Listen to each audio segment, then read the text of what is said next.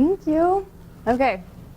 I'm excited to see new faces. That's always good, right? So I'm going to jump into what I've titled Quantum Solutions Age 0 to 100. I may not reference age a whole lot, just know that these principles work even in utero, okay? So 0 to 100. So we're going to do a little quantum journey. So we're going to time travel. You guys want to time travel with me? Yeah? Sound good? Okay. So we're going to go back to 1981. So 1981. I was a 6th grader in Marshall Elementary in Flagstaff, Arizona.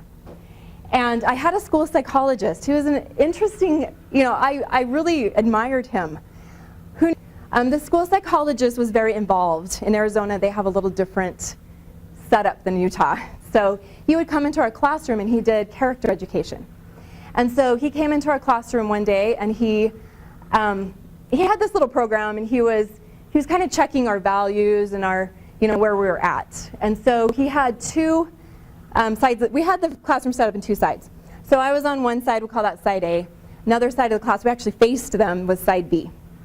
And some classrooms are set up that way. So he stood in the middle and he had us in teams, side A and side B. And he had us vote on different social issues. And so he said, okay, side B. He said, what would you suggest the nation invest in? He said, would you like to see our money go towards feeding the hungry in Africa or exploring space, the space program? So if you know anything about the early 1980s, we had just conquered space, right? We'd gone to the moon in the 70s, we'd beat Russia. Okay, so you have all that going on. So he asked side B, what would you prefer? And he said, feeding Africa. My hand shot up. I was the only hand in the entire room. Side B had not voted on Africa. It actually wasn't side A's turn. I was raising my hand on side A and it wasn't my turn. Later, some of my friends on side A said, we would have raised our hands with you, but there was an important experience in that moment, and I knew that I may have to stand for something alone. And I've had to do that in my life.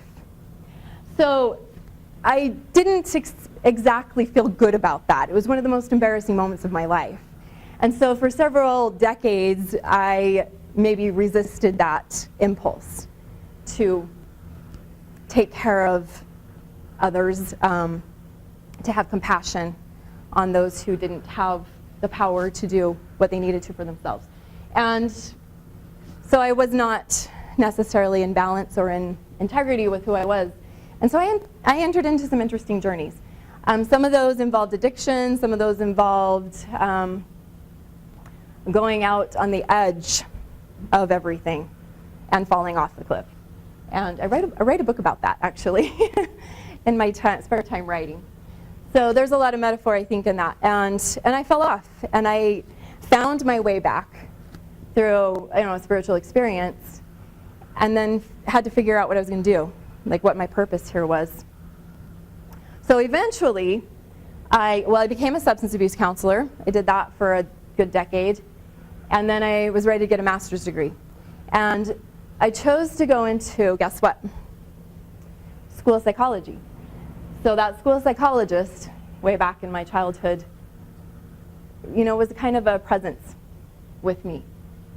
And I valued what he was doing. And I actually did some of my own character education in schools.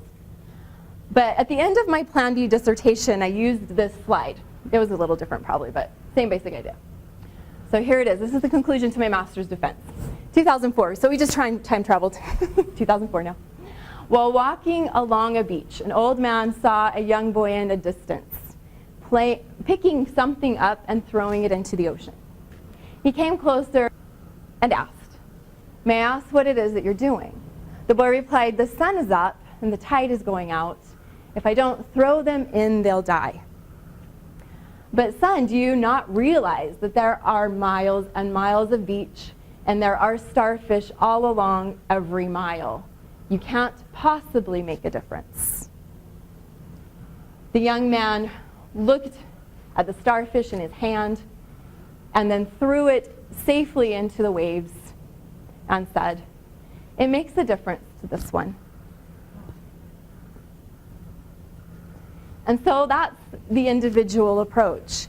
And I've worked with a lot of individuals. And in the schools, there were a lot of kids. I had some schools down in Davis County where there were 2,000 in the high school I was working in. And I got to work with about 20. But I worked with them very individually and made a difference to that one and to that one. But an individual approach can be very overwhelming. And especially when we look at a global situation. So do you see this? It's hard to see the slides, I apologize, but it's a beach covered in starfish. Covering the beach. And so sometimes people get very overwhelmed by that. The global situation, when you're coming at it from an individual approach, seems impossible. So I titled this series, A Global Approach with Individual Reach. And there's a little difference to that. So the difference has to do with the quantum approach to things. So I went to India. Okay, so the world is a big place. India gives you a real idea of how big and how many people and how much there is to do. It's overwhelming. So, but here's the amazing thing about India is that people are joyful about their world. There's a ton of bright color. Houses are painted bright colors, the clothing are very bright, and they create an atmosphere that's really quite impressive. Anyway, so I had a lot of awesome things in India. I went on a safari. I got to ride an elephant. I went to the Taj Mahal. But I think the most impactful part of that whole trip was the humanitarian service we did. We walked up a mountain in Bhimtal and handed out hygiene kits to people. And it was the first time anyone had ever reached, any humanitarian service had ever reached that part of India. It's on the foothills of the Himalayas. And these people they're on a footpath. So they don't drive. If they want something from town, they have to walk all the way down the mountain, all the way into town, and all the way back. It takes all day. So the fact that they would have things delivered to them was absolutely, it was profound. And I could feel the power of that and the impact it made. And so I wanted to do more of that. So around the same time, so I got back from India, and what was interesting is right after I got back from India, I enrolled in Quantum University. It was a year ago. And this is kind of, I thought, well, that's kind of interesting. My first instructor was from India, and it was Amit Goswami. And he is really amazing. Quantum doctor, he's written this book, and he's a quantum physicist who has put things in a terminology that's actually very accessible. So I have an entire notebook of notes. And that's what I'm sharing with you mostly tonight, is what I learned from him. So, all right, so one of the first principles I learned is the difference between the bottom-up and the top-down approach. So bottom-up is about upward causation. So upward causation, the idea is that you start with simple matter and build up to more complex systems. So if you're going to create a city, you've got to have lots of materials for building, lots of physical labor, and lots of time. Those are all concrete, and then you can build a city. And the highest level of upward causation is consciousness. That's like what you reach when you get to the top. So top down is different. Consciousness is actually the source of creation, or the ground of everything, but it's where you start. So you start with consciousness and you work downward as all elements of the blueprint are brought forward. All required efforts fall into alignment with the brilliant outcome, and time is not relevant since we're working from the future backwards. Have you ever done a maze backwards? I used to do that all the time. And I've even read books backwards. So I want to know, how does it, I'm mostly self-help, like what's the really good stuff at the end, and if I really like it, I might back up.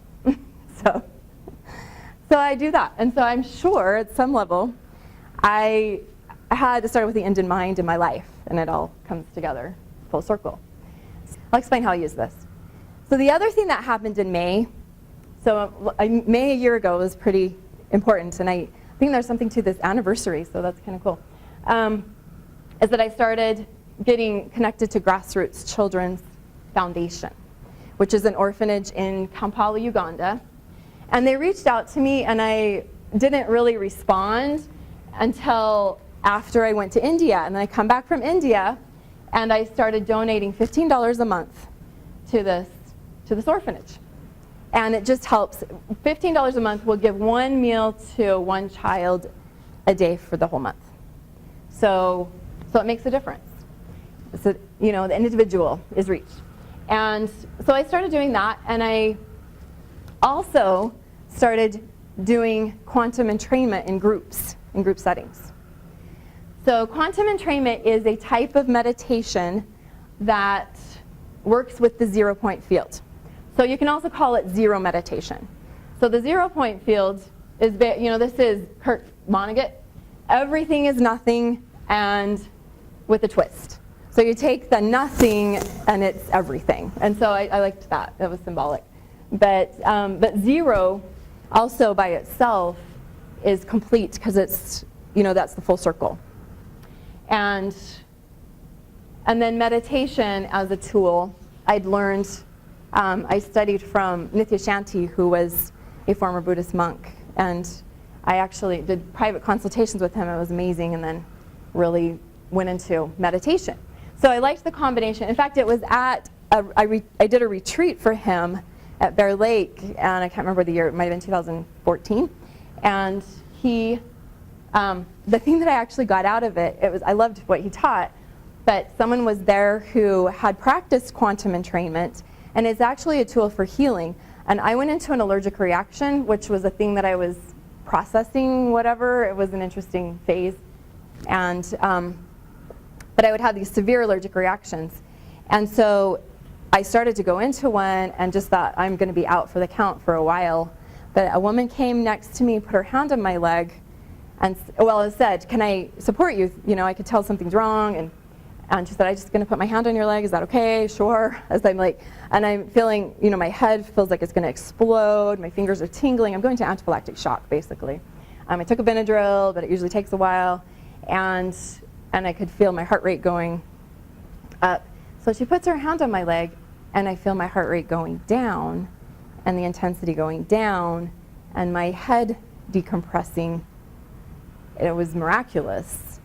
And so I assumed she was just a healer, and later she said, would you like to know what I did? And I said, sure.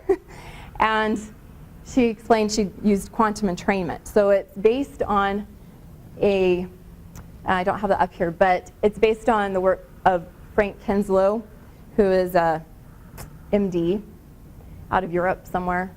And so he does a lot of his training in Europe, but he does online programs. So I started doing group meditation because the interesting thing is that in group meditation you actually amplify the results of the QE.